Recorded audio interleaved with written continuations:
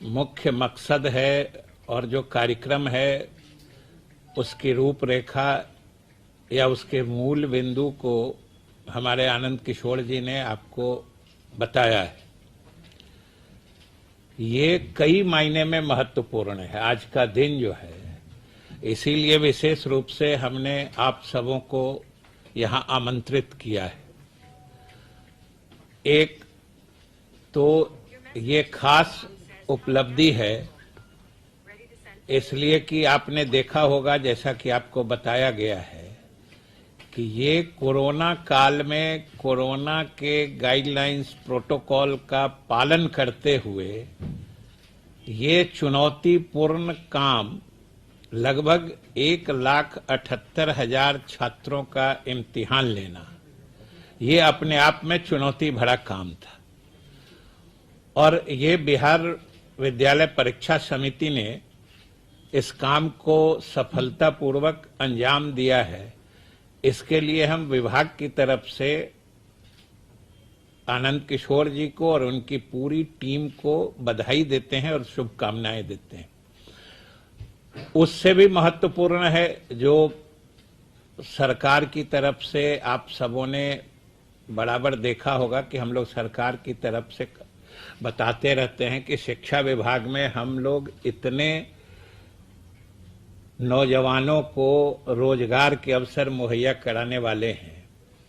और उसके पहली कड़ी की शुरुआत आज हो रही है। जो आपको आनंद किशोर जी ने बताया कि लगभग यूं तो 37,000 वैकेंसीज हैं, लेकिन उसमें से 25,000 के आसपास 24,599 एग्जैक्टली वो आज नतीजे घोषित हो रहे हैं। और ये जो घोषित हो रहे हैं, ये समझिए कि लगभग इतनी या और भी अधिक वैकेंसीज, मतलब रिक्तियां हैं, पहले से रिक्तियां। इसलिए अमूमन आज जितने लोग इसमें उत्तीर्ण या सफल घोषित हो रहे हैं वो सब के सब या तो 9वीं 10वीं के लिए या 11वीं 12वीं के लिए, जिसको कहिए माध्यमिक विद्यालय में या उच्च माध्यमिक विद्यालय में, ये सभी शिक्षक नियुक्त होने की पात्रता रख रहे हैं इस उत्तीर्णता की बाद। और आप सब जानते हैं कि ये 7वें चरण की नियुक्ति होगी, 7वें चरण की,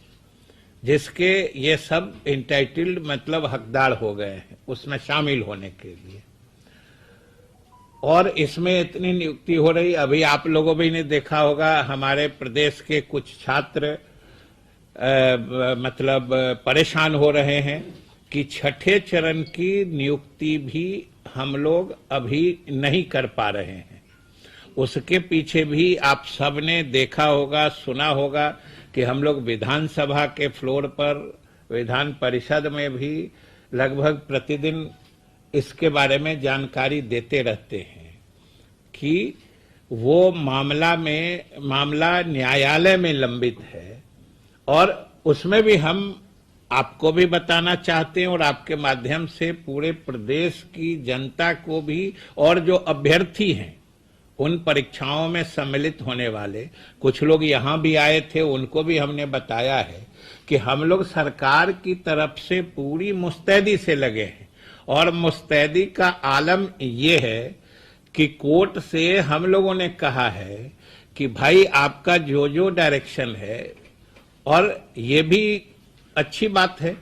कि वो जो कह रहे हैं या कोर्ट ने जिस बिंदु पर विचार करने के लिए मामले को अपने यहाँ एडमिट किया है और आगे की कार्रवाई स्थगित की है, उन सब मामलों में या उन सब बिंदुओं पर हम लोग सरकार खुद वही करना चाह रही है जो कोर्ट की मंशा है। इसलिए उसमें भी कोई ऐसी बात नहीं है कि कोर्ट का कहना कुछ और है या हम लोग सरकार के तरफ से कोर्ट जो कह रही है उसको नहीं मानना चाह रहे हैं। हम लोग सिर्फ कोर्ट की इजाजत चाह रहे हैं। और उस मामले में भी हम लोगों ने जो आइए कहते हैं जल्दी सुनवाई के लिए जो इंटरलोक्यूटरी एप्लीकेशन फाइल किया जाता है, वो हम लोगों ने विभाग की तरफ से दाखिल किया है और उसकी मेंशनिंग भी हमने कर दी है। और अच्छा डेवलपमेंट ये है कि माननीय न्यायाधीश लोगों ने उस पर अमल करते हुए या उसका संज्ञान लेते हुए 5 अप्रैल को प्राथमिकता के आधार पर उस मामले में भी हम लोगों के आईए पर विचार करने का फैसला किया है। और हम उम्मीद करते हैं कि अगर सभी कुछ अनुकूल रहा या कोई ऐसा अनफोर्सीन रीजन नहीं आया तो 5 तारीख को जो माननीय न्यायालय में इस बात पर विचार होगा उसमें हम पूरे आशावान हैं कि उस मामले में भी हम आगे बढ़ पाने की स्थिति में आ जाएंगे। और वो और भी हम लोगों के लिए महत्वपूर्ण है क्योंकि अभी जैसा कि हमने बताया कि ये तो 37,000 इस परीक्षा में होना था। कुछ रिजल्ट या कुछ नतीजे इस परिप्रेक्ष्य में रोके गए हैं कि आप सबने देखा होगा कि कुछ जगहों पर कुछ हंगामा हुआ था जिसके कारण 106 अभ्यर्थी का मामला रुक गया था। फिर बाद में कोर्ट ने कहा है कि इनका भी शामिल करा लीजिए, उसके कारण कुछ नतीजे रोक लिए गए। उन सबको मिला के भी वो 37,000 है। लेकिन ये मामला जो छठे चरण का है, जो हमने कहा कि 5 अप्रैल को लिस्ट होने की बात है और जिसमें हम लोग लगे हुए हैं कि हर हाल में माननीय उच्च न्यायालय हम लोग को इजाजत दे दे, जो कंडीशन वो लगाना चाहते हैं, जो चाहे रिजर्वेशन का जो सरकार के नियम है रिजर्वेशन में हम लोग खुद लागू करना चाहते हैं। कहीं कोई ऐसी मंशा विभाग की या सरकार की नहीं है कि हम लोग कुछ अलग करना चाह रहे हैं। तो हम उम्मीद करते हैं और इसी आधार पर हमने आईए फाइल भी किया है। और हम लोग कितना मुस्तैद हैं कि ये परीक्षा भी जो देख रहे थे, आज जिसके नतीजे हम लोग जारी कर रहे हैं, ये भी रुक गया था न्यायालय के दखल के हिसाब से। हम लोग इसमें भी प्रोएक्टिवली आगे बढ़ के हम लोगों ने न्यायालय को कहा है कि भाई हमारे पद खाली हैं, विद्यालयों में हमारी पढ़ाई बाधित हो रही है, हमारे जो योग्य नौजवान हैं इस राज्य के वो बेरोजगार घूम रहे हैं। ये सारी परिस्थितियां हैं, पद खाली है, हमारे योग्य नौजवान बेरोजगार हैं, पढ़ाई बाधित हो रही है। इन सब के मद्देनजर हम लोग विभाग और सरकार की तरफ से माननीय न्यायालय से अनुरोध किया तो एसटीईटी का भी उन्होंने परिणाम जारी करने की इजाजत दी,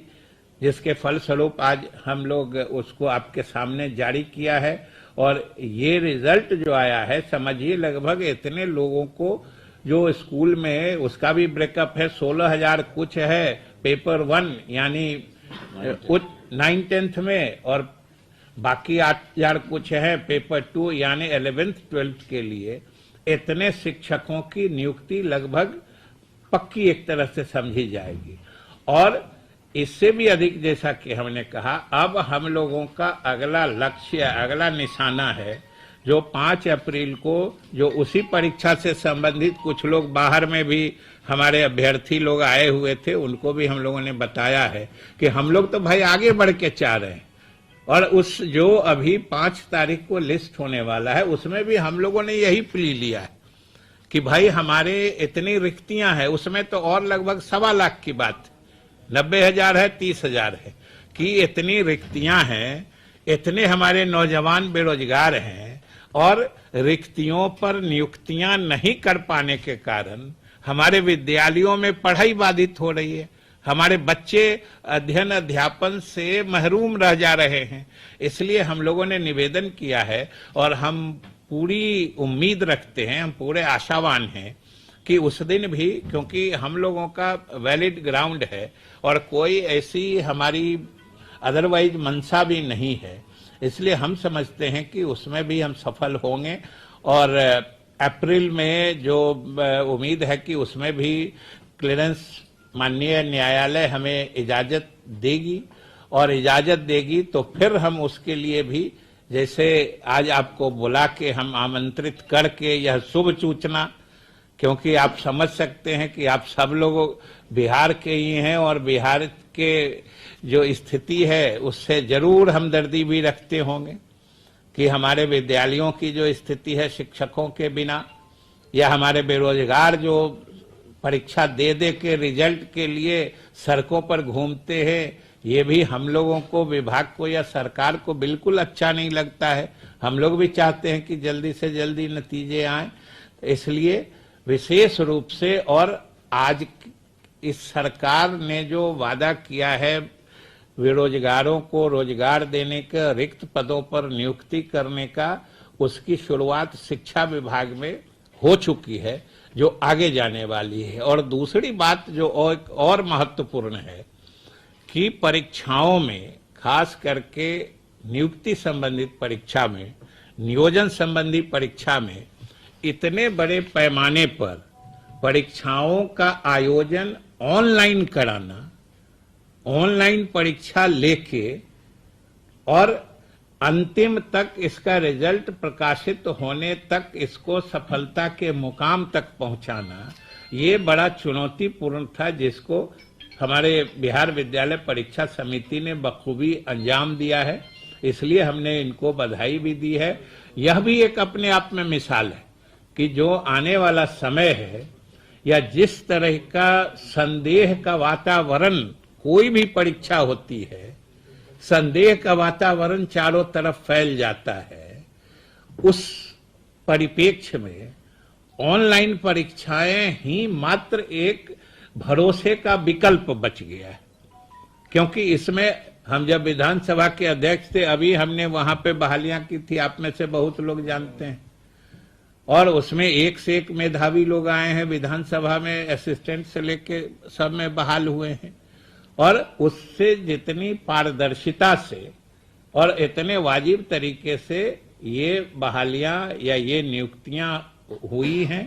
और यहां भी हो रही हैं। और आप सब जानते हैं कि बिहार विद्यालय परीक्षा समिति ने तो और भी अच्छा काम किया है।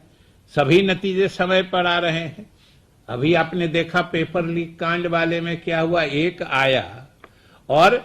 सिर्फ उसका फोटो कॉपी या आजकल जो सोशल मीडिया में आता है, उस प्रश्न पत्र को देख के, वो प्रश्न पत्र कहाँ गया था, जमुई गया था, किस स्कूल में गया था, वो ट्रेस कर लेना, वो स्टेट बैंक के लॉकर से जो निकला उस पॉइंट तक पहुंच जाना जो कहां से लीक हुआ था, ये सिस्टम की इफिशियंसी आप सबों ने भी महसूस किया होगा।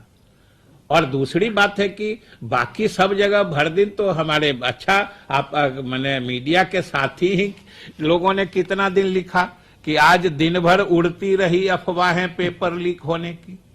अब समझिए कोई पेपर 2 साल पहले का पेपर लीक करके कहीं से कहीं, सोशल मीडिया तो आजकल इतना मतलब